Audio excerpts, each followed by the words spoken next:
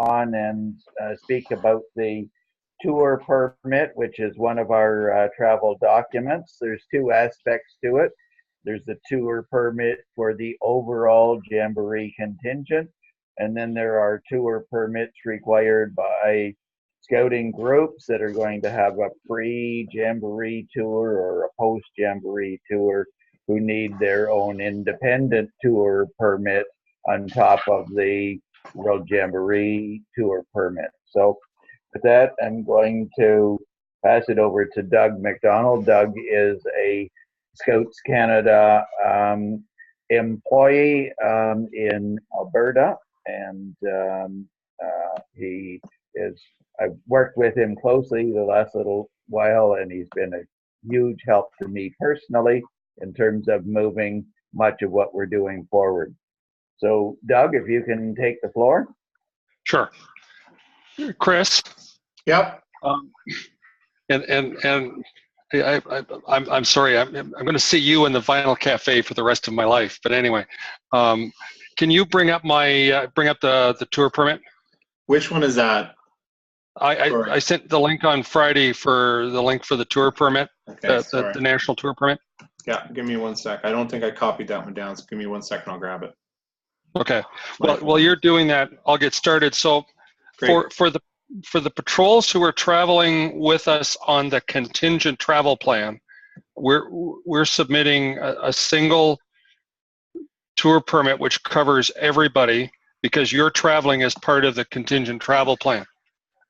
For Jamboree units who, and I know there are a number of them who are, and this is speaking to the Scouts Canada groups. Jean-Francois, I'll let you talk about l'Association des Scouts du Canada in a minute. But any Jamboree unit that's planning to travel on their own from home to Washington for the pre-camp needs to do a Scouts Canada tour permit. And we're going to fill in we'll send you one with the destination filled in because the destination is the University of Maryland. So you need, your tour permit only needs to deal with from when you leave home till you get to Washington and from when you leave Washington till you get home. So that because you're technically, because you're traveling on your own, you're traveling under the jurisdiction of your group commissioner. For those of you who have composite units from more than one group, the tour permit system in Scouts Canada says one group commissioner is going to be responsible. So I guess if you're the unit leader taking two unit leaders and some patrols going together, then whichever one of the group commissioners wants to be responsible for the trip is the part. So the key thing is the application's completed at the group level. While it says for each group, what we're suggesting is that if the second and fourth Oakville are traveling together under a scouter from the second Oakville, that we put it under the second Oakville. And so it's just a matter of going through the process and filling it out and making sure that the group has made sure that it's covered the details. And again, at crossing the border, having your tour permit signed by your committee and returned to you as signed off by the national office means that you look like a bona fide Scouts Canada group traveling across the border, not some who knows what people might think you were. Chris and his band traveling together. So, and the key thing is you just follow the advice in here, and that it's the parents' responsibility to make sure that the kids' documents are up to date.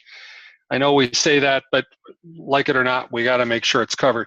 And again, some of the stuff George talked about is covered on the form as well. So everything's there.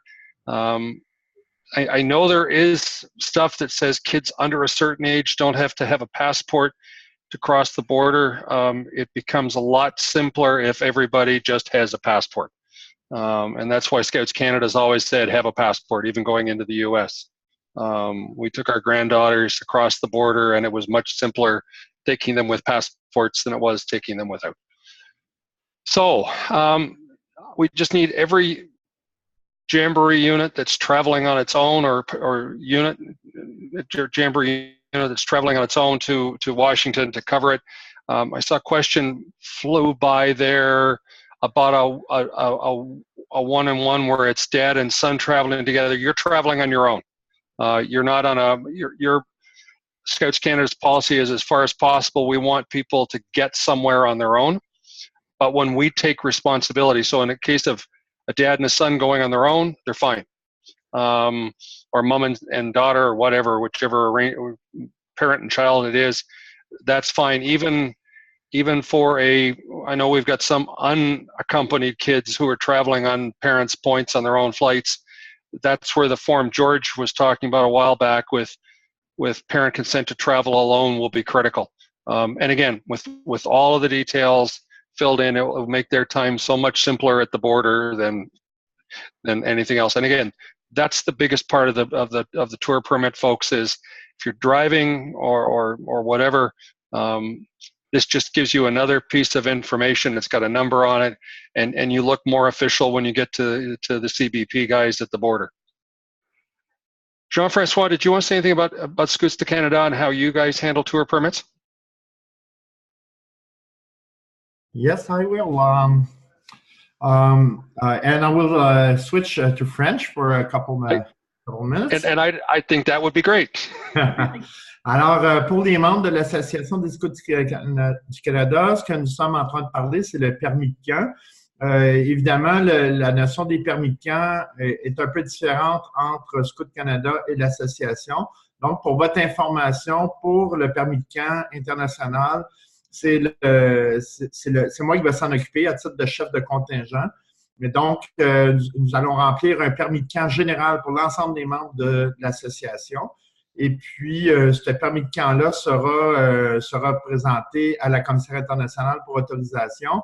Quand cette démarche-là sera complétée, vous allez recevoir une copie du permis de camp, chacun des animateurs, et chacun des commissaires de vos districts va aussi le recevoir. Donc, si jamais vous avez des questions à ce sujet-là, ben, vous vous adressez à moi, mais c'est moi qui vais m'assurer de présenter un permis de camp général pour l'ensemble des membres de l'association. Here you go. I'm done.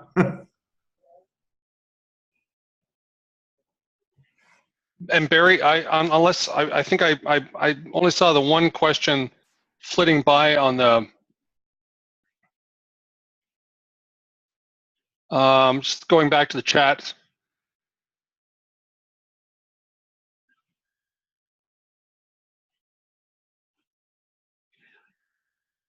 So, Jean-Antonio, your question, I think, looks like you're traveling to Fredericton with the parents. So the parents are getting the kids to the airport. You're going along for the ride with the parents, and then you're getting on our plane, and we've bought the tickets. So no, you don't need a tour permit because you're getting on our airplane, and you're part of we're doing one tour permit for everybody on the airplanes.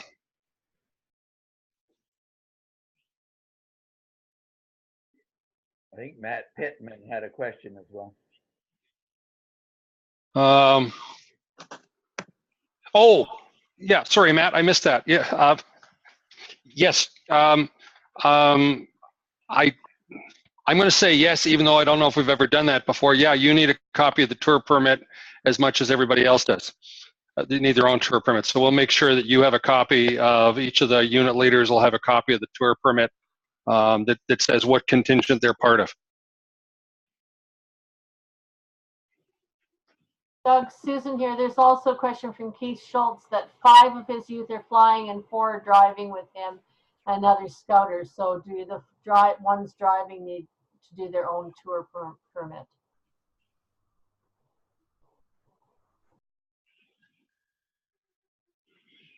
So if the scouters are organizing travel to the Jamboree, then a tour permit's required for those people. If parents are transporting their own kids to the Jamboree, to Washington, that's up to them.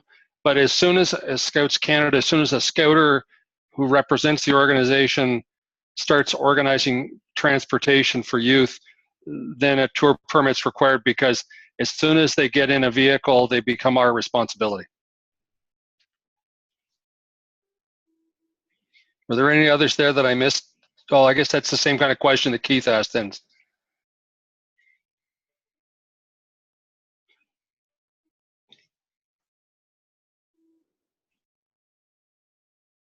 Kent, that's a good question about going early. We're still arranging your travel. So yes, you're actually doing an extra trip. So you're going to be 2 or 3 extra days or whatever it is in Washington before everybody else gets there. So you would do a tour permit for your group.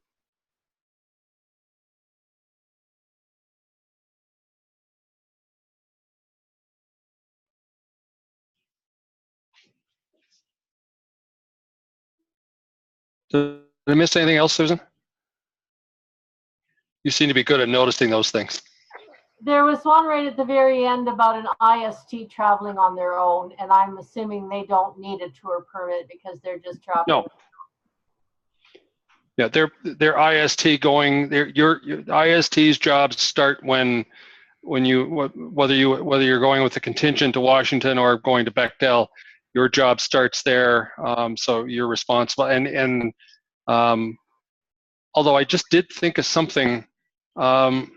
For crossing the border, again, if you get the border guard who wants to ask strange questions, I think we'll give a copy of the tour permit to each of the IST members, because if somebody says, "Where are you going?" at least they've got a piece of an official-looking document that says they're with the Scouts Canada contingent going to the Jamboree.